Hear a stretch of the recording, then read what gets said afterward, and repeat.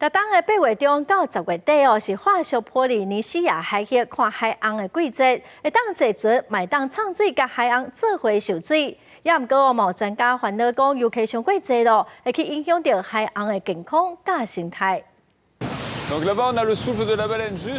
是导游记的所在看过去，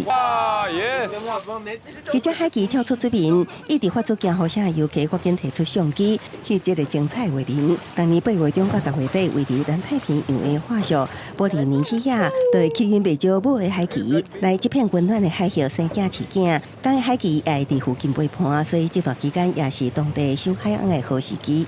Non, parce qu'on a la chance d'avoir des baleines à bosse qui viennent près des récifs chercher justement du repos et du calme.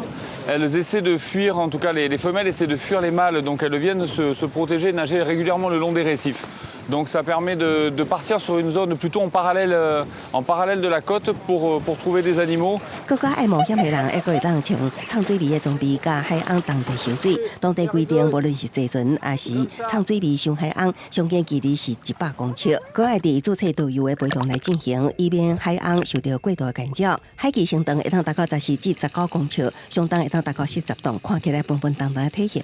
一点仔也无妨碍伊跳出水面受敌机，而且若幸运，还可以讲听到因伫水下面唱歌进行交流。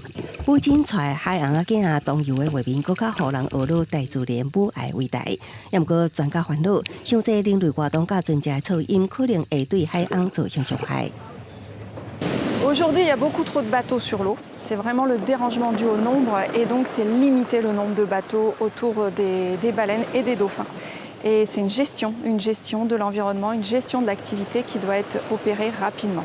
专家呼吁，虽然收海洋柜提供游客观察海旗的上好机会，不过也是爱遵守遵守规定，还予海洋适当的生活空间。公司新闻站回面编译。